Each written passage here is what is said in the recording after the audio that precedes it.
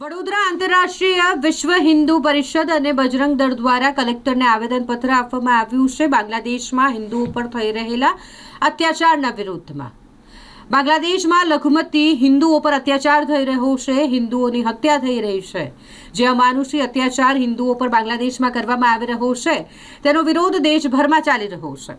ભારત દેશના લોકો ખાસ કરીને આ મામલે વિરોધ વ્યક્ત કરી રહ્યા હોય ત્યારે વડોદરા શહેરમાં આંતરરાષ્ટ્રીય વિશ્વ હિન્દુ પરિષદ અને બજરંગ દળ દ્વારા પણ આ ઘટનાને સખત શબ્દોમાં વખોડી કાઢવામાં આવી છે। બાંગ્લાદેશમાં હિન્દુઓનું રક્ષણ થવું જોઈએ અને માટે ભારત સરકાર કંઈક કરે તેવી માંગ તેઓ દ્વારા કરવામાં આવી રહી છે। આંતરરાષ્ટ્રીય વિશ્વ હિન્દુ પરિષદ અને રાષ્ટ્રીય બજરંગ દળ દ્વારા આ માટે ઉગ્ર વિરોધ પ્રદર્શન કરવામાં આવ્યું અને જિલ્લા કલેક્ટરને આવેદનપત્ર આપી રજૂઆત કરાઈ છે। આંતરરાષ્ટ્રીય હિન્દુ પરિષદ, રાષ્ટ્રીય બજરંગ દળ વડોદરા મહાનગર તરફથી અને જિલ્લા તરફથી આજે કલેક્ટરશ્રીને આવેદનપત્ર આપવા માટે આવ્યા છે। જે પાછલા દિવસોથી જોઈ રહ્યા છે, આખા દેશની અંદર હિન્દુઓમાં એક આંખ ઉકળી રહી છે કે બાંગ્લાદેશની અંદર હિન્દુઓની આ રીતે નિર્મમ હત્યા એ ઘણા સમયથી ચાલી રહી છે, તો પણ ભારત દેશની સરકાર ચૂપ છે।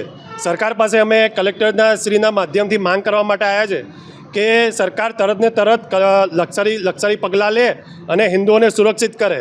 અહીંયા શેખ હસીનાને સુરક્ષિત રાખવાનો કોઈ મતલબ નથી જ્યારે કે ત્યાં હિન્દુઓ અસુરક્ષિત હોય। અમે એના માટે સરકાર પાસે માંગ કરવા માટે આવ્યા છે કે હિન્દુઓને સુરક્ષિત કરે। ઉમેશ જોશી, મંત્રી, રાષ્ટ્રીય બજરંગ દળ, દક્ષિણ ગુજરાત પ્રાંત।